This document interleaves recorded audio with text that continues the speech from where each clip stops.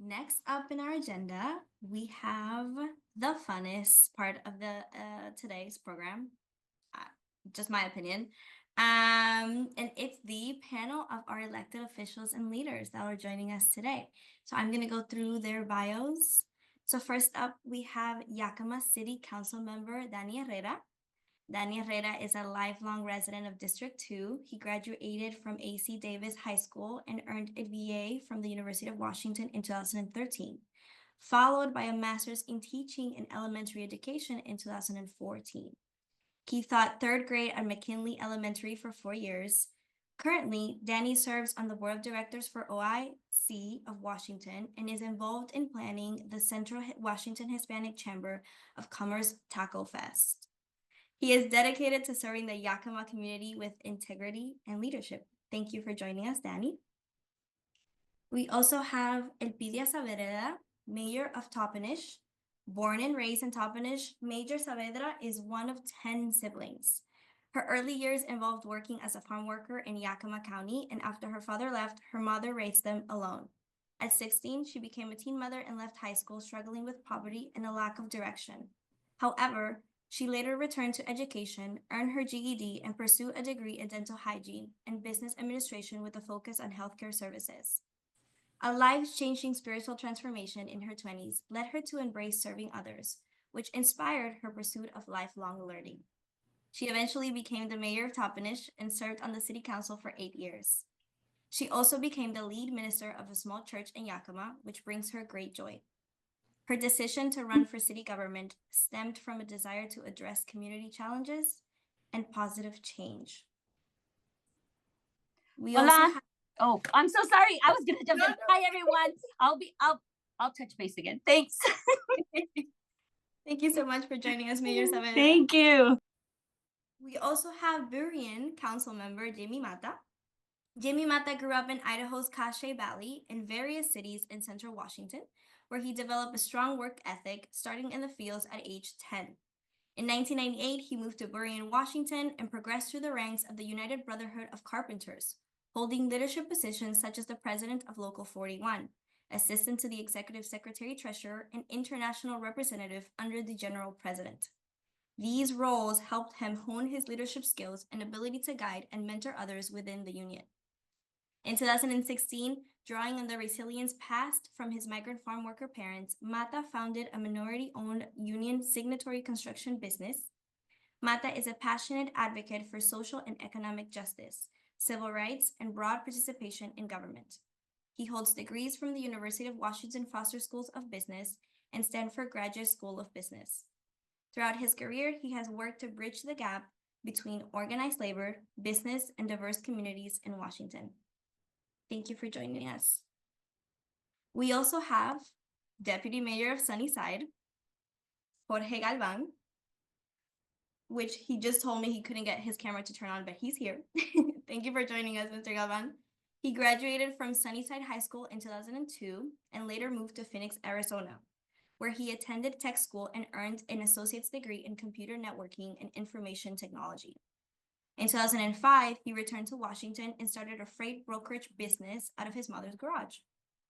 Elected in 2023, Mr. Galvin began serving as a deputy mayor in January 2024.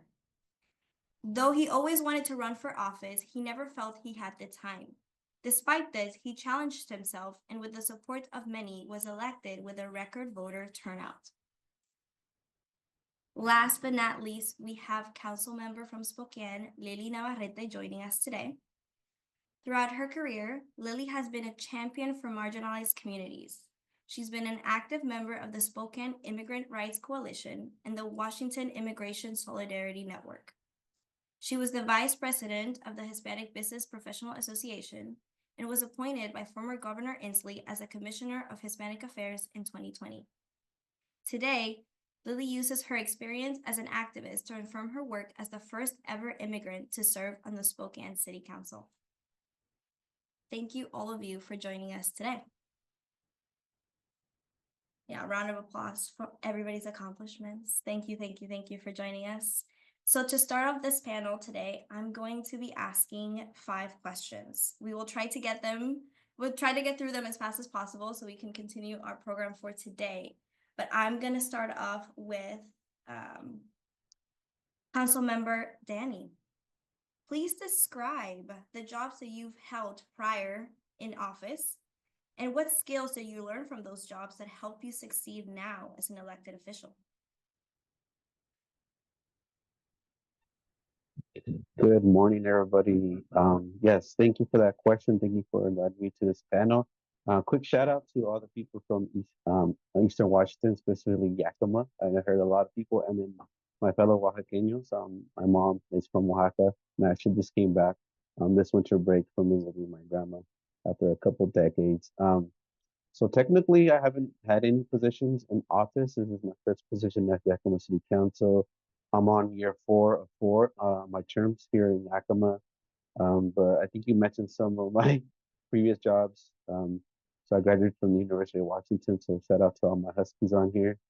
Didn't know what I was going to do. I majored in American Ethnic Studies, tried to see what I was going to do after graduating.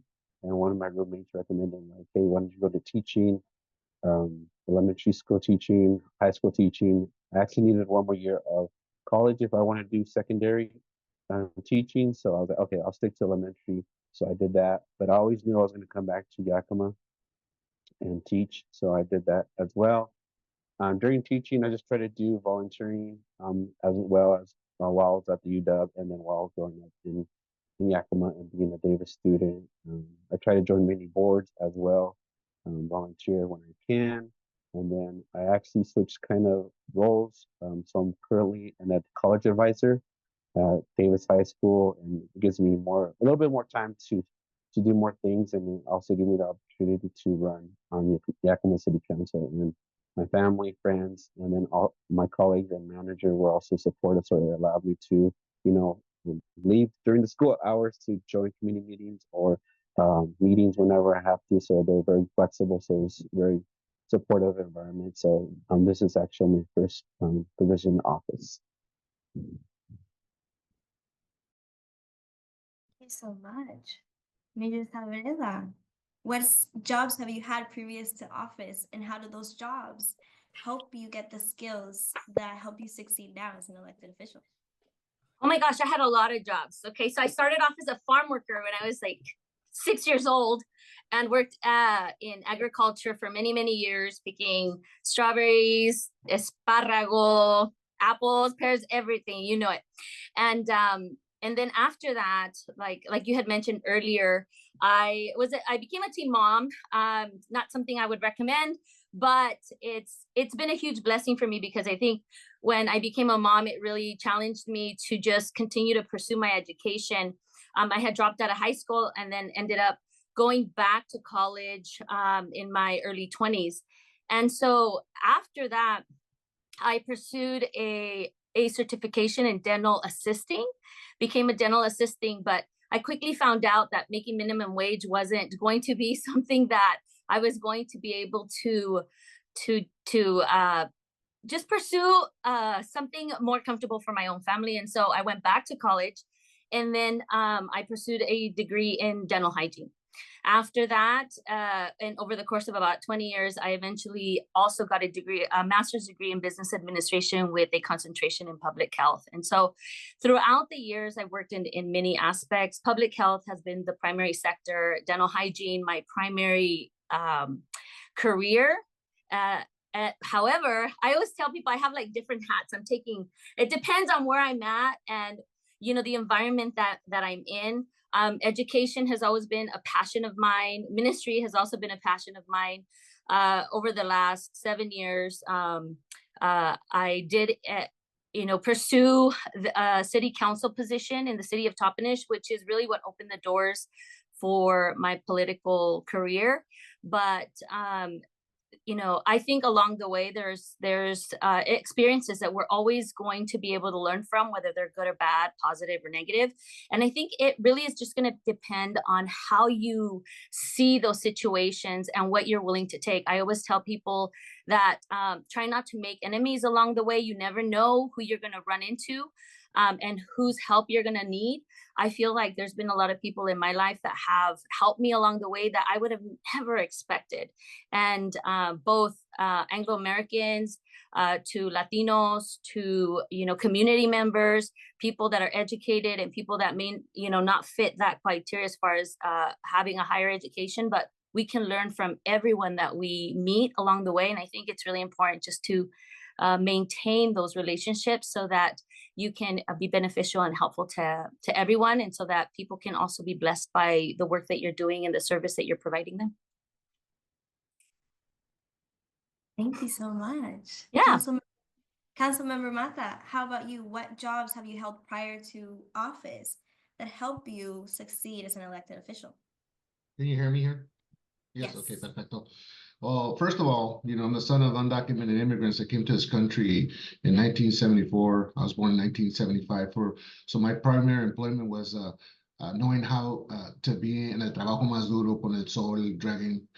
Most of my sisters, they drag their knees. I drag my nalgas because, I was already tired and my knees hurt. So all down, up and down the field. And, I was always sick, que me dolía el ojo, que me dolía el brazo, que me dolía las caderas. And so my poor mom and sisters instead really taught me how to work.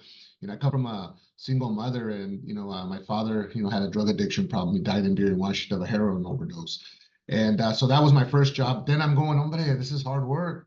So then I became a carpenter. So I was a sheetrocker, and, I was out there and the hills of Nob Hill, East Wenatchee, and, Yakima, and, I was building widows' homes, hanging drywall, and, at least it was better in the fields, but still it was backbreaking. And I became a young father at 20. And so that just wasn't working. And so at church, I remember somebody said, hey, man, you should get into the union. And I said, what's that? And so I tried to get into the union, but the union was racist. And so they wouldn't allow me to get in. And so then I pursued a career in the union because the market was just booming in Seattle. They said, hey, you should go to Seattle. You can get in the union over there. So I got in the union there. And then I didn't realize that there was a movement. I hadn't even heard of Cesar Chavez in the fields because, back then, we were the forgotten people, right? And so I started working drywall, and all of a sudden I had health care. I had a pension.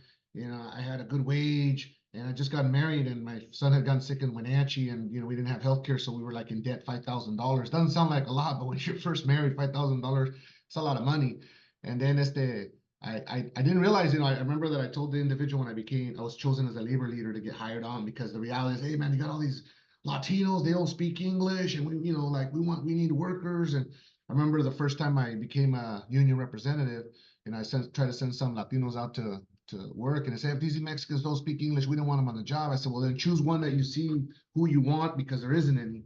And so then from there, I didn't realize that leadership skills was when you bring people together and you're able to move people to action, right? And that's what unionism is about, right? Is bringing a collective thought and moving it forward as working class people to make sure you get your wages, that you get the benefits, and that the conditions are great. And my skills came from non-traditional mentors, and those are the street hustlers. Those are los cholillos, because I didn't realize who I was, like who's my people, who's my mentors. I'm so happy that you all are here today, and you have everybody in this room, because we're all your mentors, right? And so we don't have to be looking for our mentors. And thank you for the organization. That helped me get some skills to become a representative. And I always remember where I came from. So yo nunca miraba a mi gente como el rabo del ojo, right? Like, hey, this is my people. I'm a farm worker. I'm in poverty. I didn't have a room when I was growing up. And so that prepared me to be able to become a labor leader. And then I became, the first elected president of a mighty organization. Then I decided that I was going to go open up my own business. And so I ran my business. I opened it up. And then I was missing going out to the community and, voicing our opinion and saying, aquí estamos y no nos vamos. And so then I decided to run for office when Donald Trump was elected. And I didn't realize that prepared me. So I became the first elected Latino of a metropolitan city here in Burien, Washington. I was elected for 2 terms, for 4 years. I'm still currently on the council. This is my last year, so I got to decide whether I'm still going to run. But I'll tell you this: is what I always think about is, el niño espantado of Eastern Washington, when the widows would come to the field, or la migra would come to the job, and my mom and dad would get freaked out and go, hey, la migra. And so I would say, well, what? No, a ti no te van a llevar, mijo. Well, who am I going to stay with, right? And so coming into this administration, not only am I prepared as an elected official, but I know you are getting prepared as educated Latinos in America. And yes, Ora, right? They talked about the sleeping giant. Pues aquí estamos y no nos vamos. Gracias. Thank you so much, Councilmember. Deputy Mayor Galvin, what jobs have you held prior to office that have helped you succeed? Good morning, everyone. Can you hear me? Yes. Thank you for having me here and inviting me, to this conversation. Like many here, my parents were also immigrants. I myself was born in Guadalajara, Mexico. They brought me over as a young child. During high school, they told me to concentrate on school and go to college. So that's what I did. I went to Phoenix. I had a job there at a Target.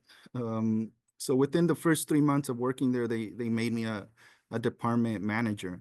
So from a very young age, I've always had the leadership. I'm not one to follow. I'm one to lead, and I want to lead.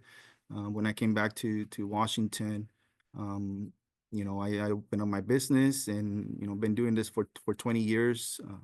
Currently, I have up to 30 employees, and that's helped me in government, right? Being a leader and knowing what I want for the community, and not letting anybody or anything get in the way, and always listening to my community, what their needs are.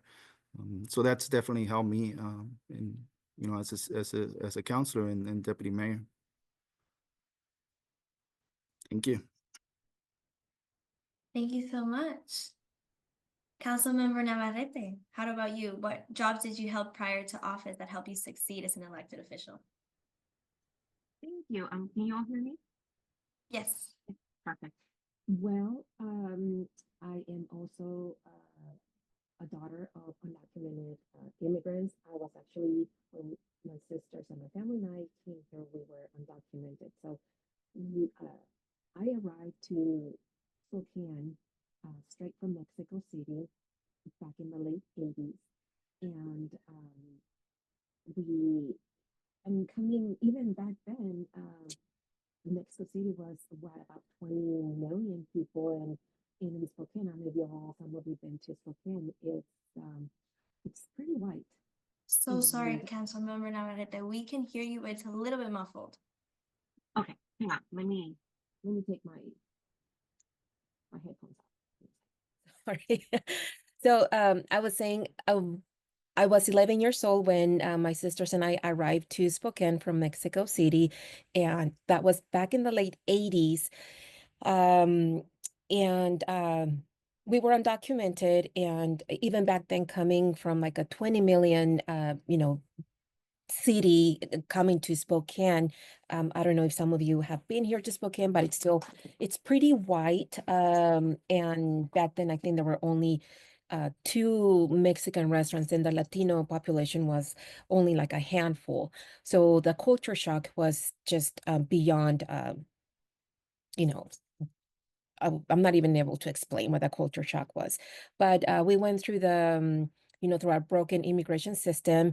When we were 16, we were able to get our working permit. And I remember my older sister and I, she's a year older than me. We went out and back then, we went to Kmart, we went to Fred Meyer, we went to, my gosh, restaurants, fast food restaurants to fill out applications, and nobody would give us a job. And we were just walking downtown. We spent time walking in downtown Spokane, just going to every place, filling out applications, until we ran into a Mexican restaurant that was under construction. And we walked in, and at this point we were very tired. We're like, hopeless that we're gonna get a job. And we walked in, and they're like, oh, are you bilingual? We actually need people. So that was our first break. I was a bus girl, and my sister was a receptionist. So very first job at a restaurant. Then I went into customer service throughout college. Then I went into cosmetology school after that. And I learned like customer service, patience, patience, because people are so needy sometimes, right? So that's a good skill sometimes to have in politics. I was also a restaurant owner, so I learned how to, how to my management skills from cosmetology. I love doing hair. I love doing makeup. So I just embracing and look at the good that's out there, I suppose. But I think most of all, my life experience, my personal stories is what it's helping me right now succeed, even though oftentimes I'm like, I get that the imposter syndrome and say, I can't do this. Why am I here? Why this is not fit for me, even though I've had, like successes.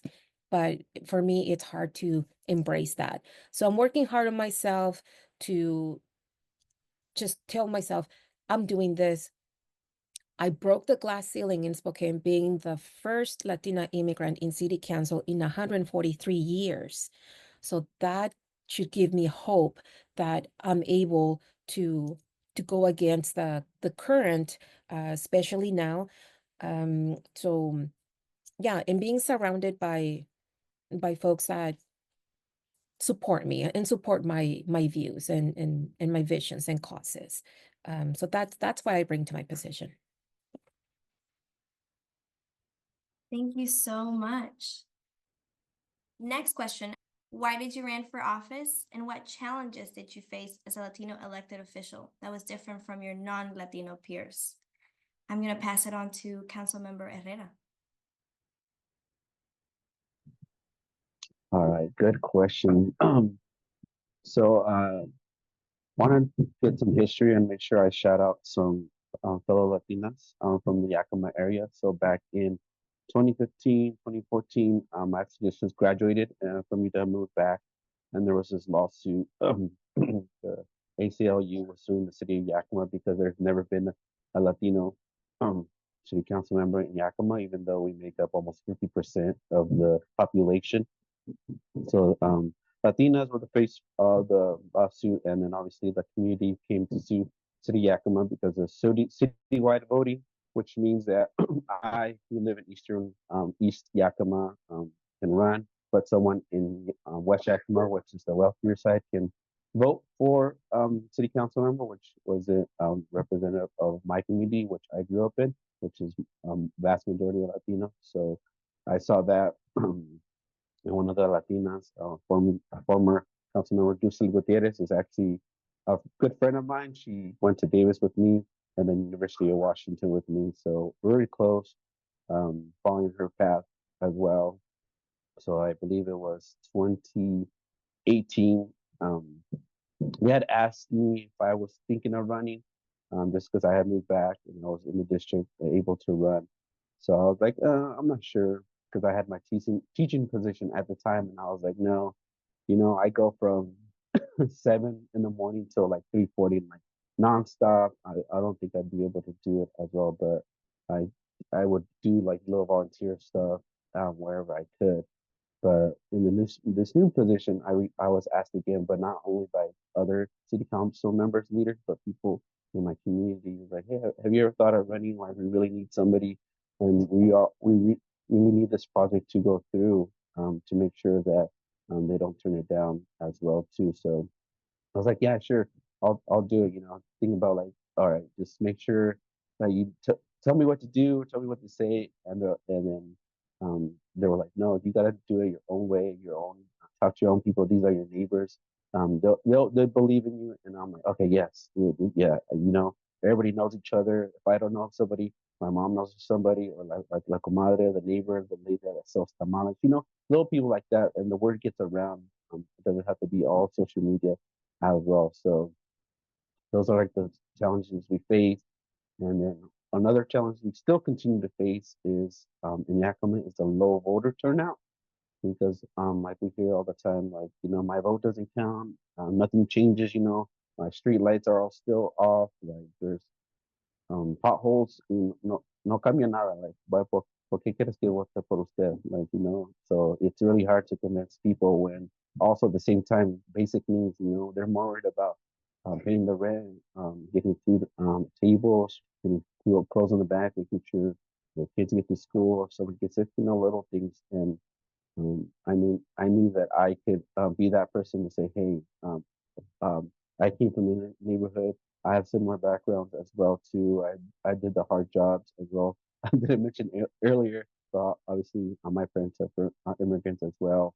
Here in Yakima, you have all the Yakima Valley, but one of my uncles used to live out in Moxie, so they had the chicken farms. So they had they had to kill the chickens, you know, get the eggs. So I did that for a little bit. So you know, there's different jobs in different areas in the Yakima Valley. So yeah, we're very diverse, and we are.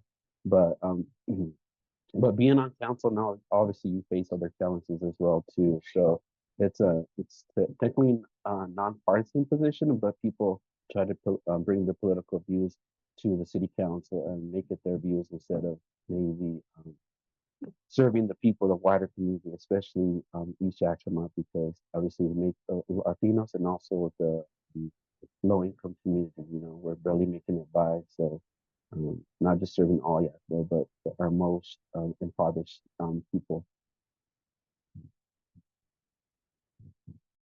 Thank you, Councilmember. Mayor Saavedra, why did you run for office, and what challenges did you face as a Latino elected official? One day when I was driving to work, I was listening to talk radio here, a local talk radio, and they were mentioning how there were some positions that were open in the city of Toppenish, and that no one had declared yet, right? And it was the week that the applications needed to be turned in. And as I was driving, I just felt a sense. I really felt it was a spiritual calling. I felt like God was calling me to do this. My heart has always been in serving, primarily in ministries. However, I thought, you know, there's some issues in our city that really need some assistance. We had only like 3 police officers at the time. We were able to have 19, and there's a lot of crime. There's homelessness has been growing dramatically, and there was just a lot of need in our community for improvements as well. And I thought, you know what? I have an education, I have some knowledge. I'm able to work with a community that I've served and I was raised in. And so why not? And I just went that same day, filled out the application and turned it in. And then I came home and I told my husband, I am going to run for city council. And he looks at me like, what the heck are you talking about? Because it had never been an aspiration for me. Politics was never an aspiration for me. It was really just driven by the desire to serve people, to serve my community. And I really, really believe, and if there's anything I want to recommend for anyone pursuing that type of a field or is to do it from the heart, right?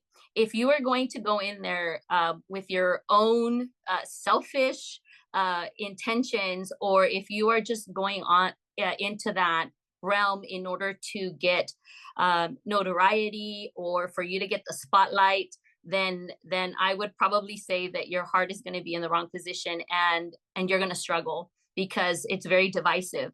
And so, but if you're doing it from a sense that you want to serve your community as a whole, right, then your heart is going to be in the right place, and it's going to be a lot easier for you to continue to do it for the long term. I am on my 7th year in my 2nd term, and so this year is technically my last year unless I decide to run again. At this moment, due to personal and family issues,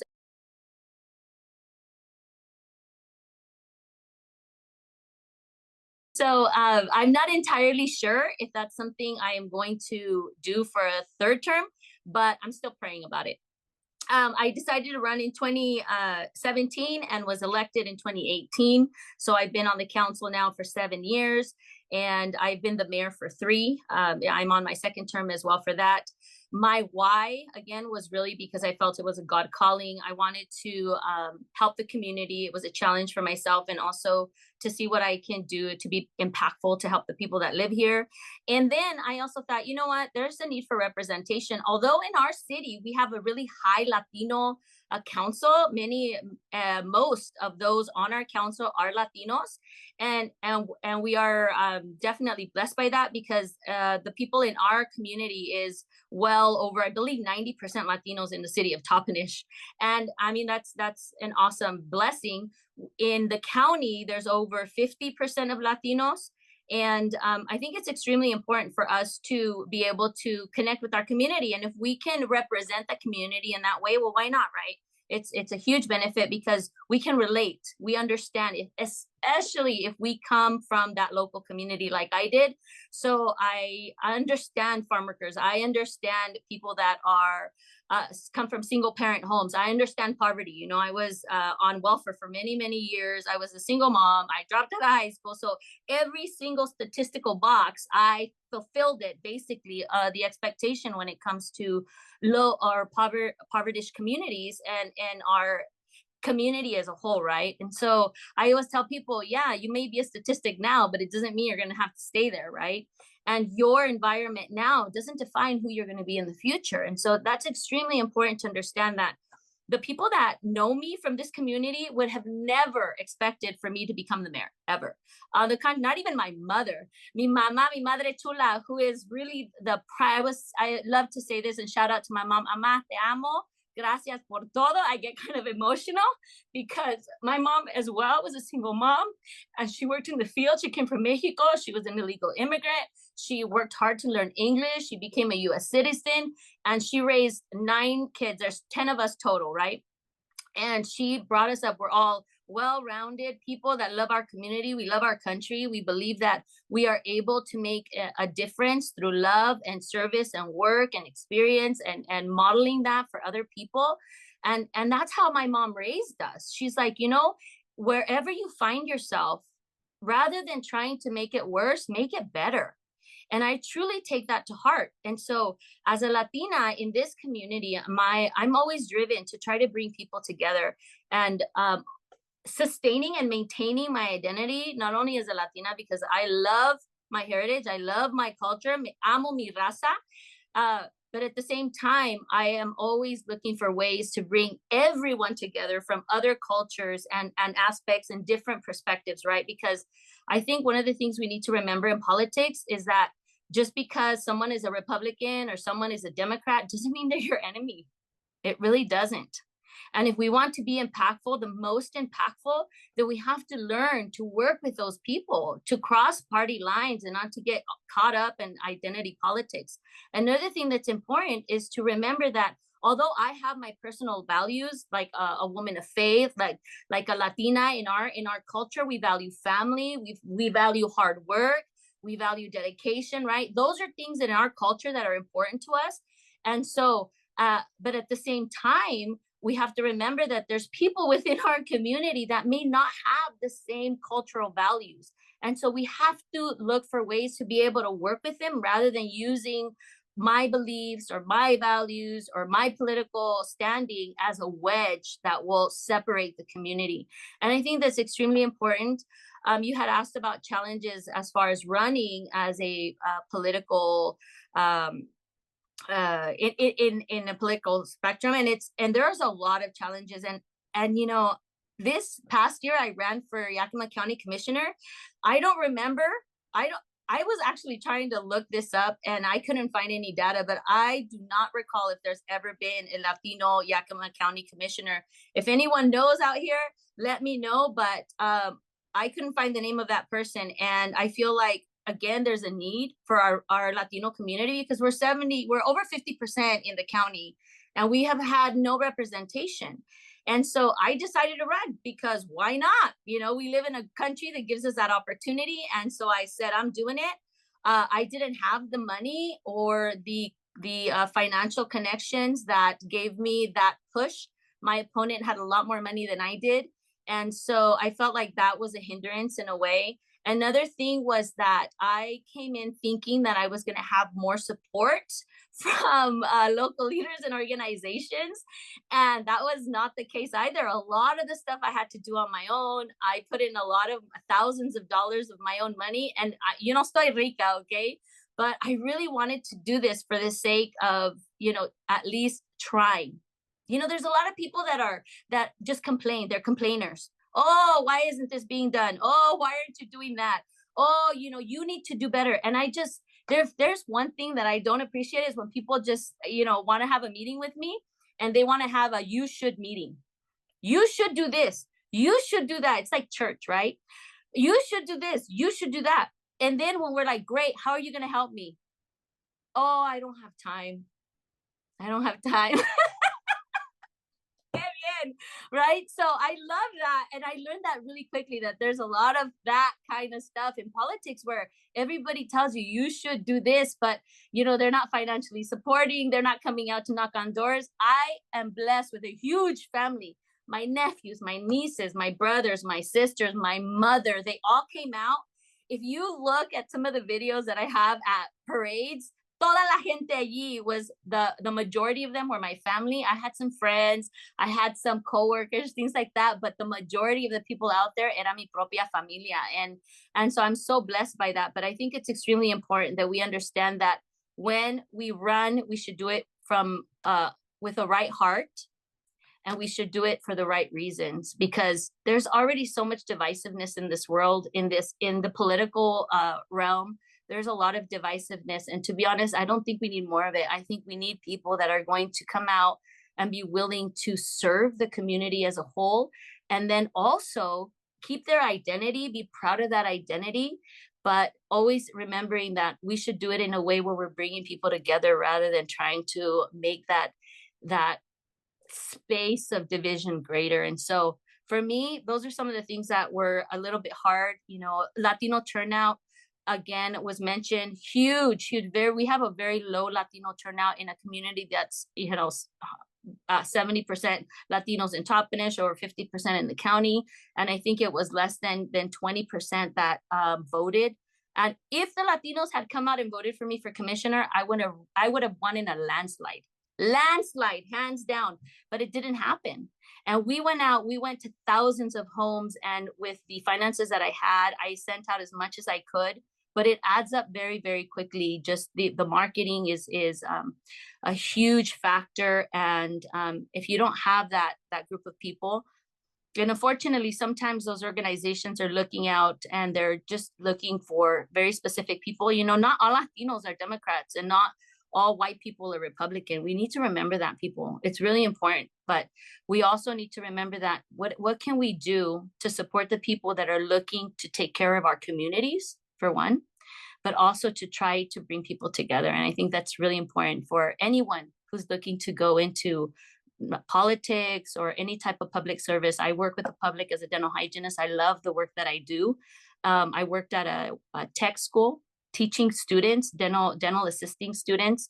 And I've worked closely with dental hygienists throughout the years and local organizations. And so currently I work in public health. I've been in public health for over 19 years now. And so I think we can take all of those things, all those experiences, all the education knowledge that we can get, and just serve people with our heart. Thank you so much, Major Saavedra. Councilmember Matta, what did you run for office, and what challenges did you face as a Latino elected official? Well, when I never thought I'd run for office, but I was at Safeway for Donald Trump had just won, and we're going to go to the Women's March. In my mind, hey, let's just go protest whatever we don't like on policy. You know, I've been a labor leader, so I knew how to do that. Well, there was an individual that was going like this to a Latino, and the Latino was going like that. He was angry. The Latino was smiling, and I'm going, hey, that just doesn't look like normal. So I went over there to see what was going on. Guy turns around and says, yep, that's right. Your president's gone. You're going back home. And it pissed me off because I said, what do you mean? What home? Boise, Idaho, where I was born, Eastern Washington, where I was raised, or 2 blocks away was my home, because, you know, my mom and my dad are from Guatemala, but I'm an American. And then he used LGBTQ plus negative, you know, response to the individual was trying to help. And I said, man, I think this guy, something's wrong with him, right? Como nuestra comenta, está loco, right?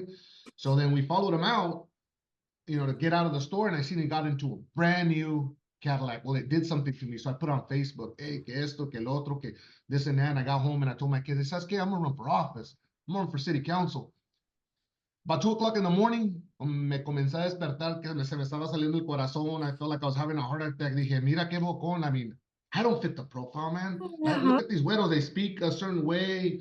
You know, like these people are college educated. I'm a carpenter. Like, que se me pone en la mente that I'm going to do this, right? I get up in the morning and, you know, my chavalos, you know, an American breakfast, right? So ended up making them some pancakes, some huevitos. And I, hey, you all, you know, I thought about it last night, but, you know, I don't think I'm qualified to run for office. And my son looked me dead in the eye and he goes, hey, Dad, you've always said that you can do whatever you want if you put your mind to it. So two responses. One, hey, I'm lying, or two, run for office. And, you know, African-American mentor, I go, hey, man, you know what? For people of color, man, we're always thinking about winning, man. You know, why don't you just think about if you run, that people are going to identify the story, right? And then I want to give a shout out to, obviously, Utah. My daughter went to Foster Business School. She's going to graduate next year. She's in Spain right now studying abroad. My son is in India right now. He got his master's degree in business administration. So for you students, si se puede, you can travel the world, you know. And so I'm very blessed because, you know, my parents wanted that for me, pero afortunadamente just the conditions weren't right? And so we worked hard to open the doors for them. Million Latinos are going to turn 18 in the next 20 years. And you know what? We're $3.8 trillion of the GDP. 84 million Latinos in the United States, and 34 million can vote, only half vote. That's sad, right? And what has been the challenges? Well, you know, there was 2 cities in Washington State that elected to be sanctuary cities, Seattle and we in Burien. Well, all of a sudden, we had a mass shooting. We had a 13-year-old Elizabeth Juarez. We had Adriana Cortez shot in the head. And, you know, they were trying to say that it was the undocumented immigrants. I said, no, man, we're going to support sanctuary cities. And I supported sanctuary cities, and I continue to support it.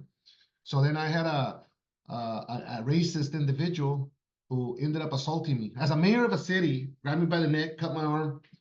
In Washington State, we had what they called, there was no, it was basically a malicious harassment. There was no hate crime in Washington State. Now it's strictly a hate crime. Thank you for Representative Valdez. We now have a hate crime in Washington State that went up to Attorney General at the time with Donald Trump's administration. It got kicked down to the state court. And guess what? Hey, man, I won. That vato had to give money to organizations that help undocumented immigrants. He had to pay for my hospital bills. But, you know, I had to go back and say, hey, how is it that I'm an elected official, but I'm a brown elected official? In his mind, I'm a second-class citizen because he could do that to me. Pero ¿sabes qué? Unfortunately, se la regó el vato because now he had to pay. You know, I got to be able to bring community together and say, you know, look, there's going to be some people that are just not going to like us. There's racism, you know. But al final del día, students, here's the call to action that I do for you all. You know, don't ever forget where you come from, but let's register to vote. Make sure that your education position, you know, my daughter, her job was, she got a job in policy for UW and making sure she was pushing for policy. My son is a land commissioner, right? And we got to engage, we got to get on those committees, and we can never forget where we come from. And, you know, to me, this organization, if you're involved in leadership development, ahí está, you know, no hay que tener miedo. There's 3 things that my father used to say, hey, mijo, there's dreamers, there's talkers, and there's doers. Who are you? And I'm a doer. Gracias. Thank you so much, Councilmember. Deputy Major Galvin, what about you? Why did you run for office, and what challenges have you faced as an elected official? So I ran for office because Sunnyside, we've always had issues, right? And just like Mayor Saavedra, you know, says a lot of people complain. A lot of people, why don't you do this? Why don't you do that? I want to be part of the solution, and I'm not one to complain about it. I'm going to get into the task and I'm going to do it, and I'm going to make it happen, right? I'm not going to go online and, you know, I wasn't complaining. I ran. I wanted to do something for the community. Sunnyside is 86% Latino, and when I ran, there was no representation. There was no Latino councilors. We have 3 that got elected when I ran, and we're doing what needs to be done for the community, not just the Latino community, but for everyone, right? And that's what needs to happen. We need to work with each other. to tackle these issues that we have in the community.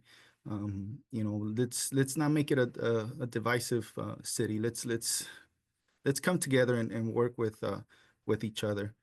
Some of the challenges, during the election is that, yeah, because I'm Latino, the majority of the voters are not Latino, and that's the problem there.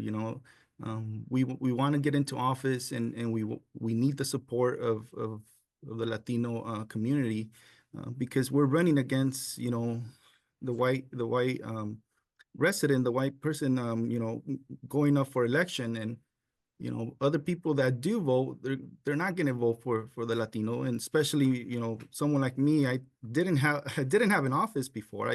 Nobody knew what I was about.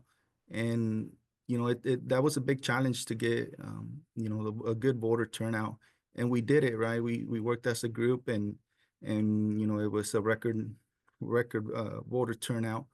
And here we are. So now let's get to work, and let's tackle some of these issues that our community is facing today. Thank you. Thank you. Councilmember Navarrete, why did you run for office, and what challenges did you face? Well, unlike my colleagues on the panel, I didn't run for office. I was elected. And my dream was to run for office for 5 years. But again, Spokane being a little not too friendly on the immigrant side, there were 2 previous people of color running for their own, their districts, and they lost. And I participated in door knocking in their campaigns, and I didn't want to be the third one to lose. So I take loss very hard. So I said, there's got to be an opportunity. Something's gonna come up. Running a campaign is hard. I don't like disappointment. So the opportunity did come up when last year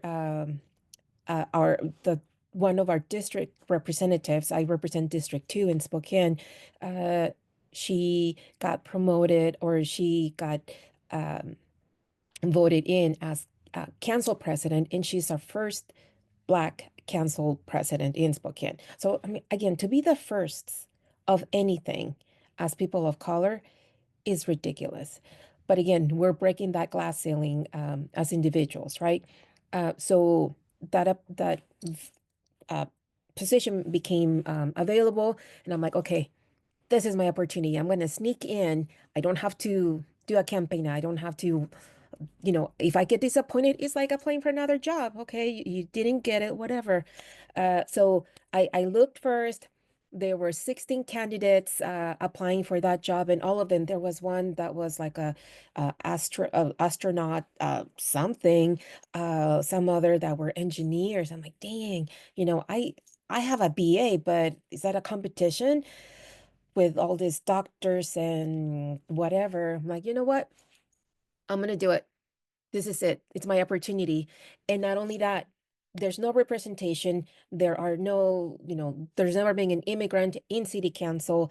And this is it. If I don't do it right now, I'm going to chicken out again and go back with a whole disappointment version. So I applied, but what I did was, because I'm a big activist in Spokane. I gathered a lot of my folks, a lot of my friends and peers, and they did a letter. It was kind of like a mini campaign. Did a letter, did my background, everything that I have worked, on throughout my, being in Spokane as an immigrant. And that letter went around, and I had over 300 signatures that, as to support me for that position.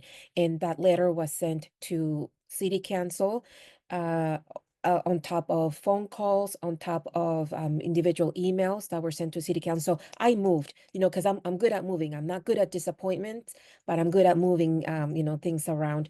So I mobilized. that went through. I made it to the top 5. And again, these were like folks, and they were all white. And there was one person from Guatemala who's a really good friend. Um, when he called me actually a night before that interview, and he's like, "Oh, I forgot to tell you that I applied also, and I'm gonna run." I'm like, "You know what, dog? It's good. I support you. You know, we are all on this. You know, I'm not gonna be that one that, you know, que no me gusta ver a nuestra gente not succeed. If you get it, at least there's gonna be an immigrant representation. So either you get it, I get it, we're good. I don't know about the other white folk, but we were there. I give it all. I give it all in that interview, and I think I made top 3. And I was very blunt, and I said the reason I want to become a city council member is, number one, y'all need color in that dais, because it's, there's never been like an immigrant. We need representation. We're the second largest city in Washington state, and for us not to have representation of the Latino immigrant refugee, someone that understands, I said, where are we gonna, how do we look, when we go to conferences? No. So, and then my final, I remember my very final when I was done, and they're like, "Do you have any other comments?" I said, "Yes, my last comment is, if you don't elect me today, I don't blame you, but I will for sure be knocking doors next year to be getting this position, because this position is only for 1 year." So I'm there. I also was having second thoughts on running, because there's one thing of, knowing people that are racist, but people coming up to you on your face or emails and phone calls saying, "You don't represent us. Your accent is too thick. Uh, your English is not perfect. Your how you look, like your lipstick is too bright. Your attire is too ethnic." All of that made me so mad, and I wasn't gonna run. Like, I was like this close on actually putting in my letter of resignation. Um and then I'm like, I'm not like this. I really like what Councilmember Matta said. We're not like this. We're tired of being strong. I'm not gonna let I've been hearing this all my life, right? We've been hearing this all our lives, that we don't represent because we're different. Pero I said, let's do it. If they're criticizing me, it's because they're looking at me and they don't like, what they're hearing. They don't like my accent. Well, I'll give it to them again for 4 years. So I am running again. I am getting my campaign all ready. I received my first campaign donation last night, and this is amazing. It makes me more powerful. It makes me more sure again. My what is that? My confidence has grown a lot, and being in panels like this with with peers and people, like students, just seeing them, that we are an example of the roads we're paving for them, that we're paving for you all, also makes me want to represent a lot more, because I didn't have that. I had mentors, but I didn't have someone to tell me, go in there, métete a pelear. I did the fight on other levels, but here politically, I'm finding that on my own, and I'm hoping that some of you go into this and continue the job that we're doing. Thank you so much, Councilmember Navarrete, and thank you all of you for joining us today. We are out of time, but we really, really, really appreciate all of your words. We've learned so much from you and your stories. Please, before we go, can we take a picture? They're gonna take a screenshot of us smiling, so we have to smile. Awesome.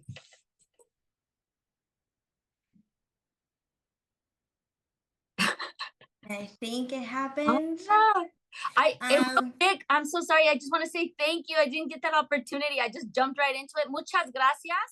And if there's anyone out there that is interested in running and would like to have more information, I am happy to do that. I'm currently working on a handbook to help people because I've learned a lot. But Dios les bendiga. Thank you so much. Thank you to all the Latinos on here. I wish you guys the best, especially the students. Échenle ganas, because remember, your current environment doesn't represent who you are forever. So échenle ganas. Thank you so much.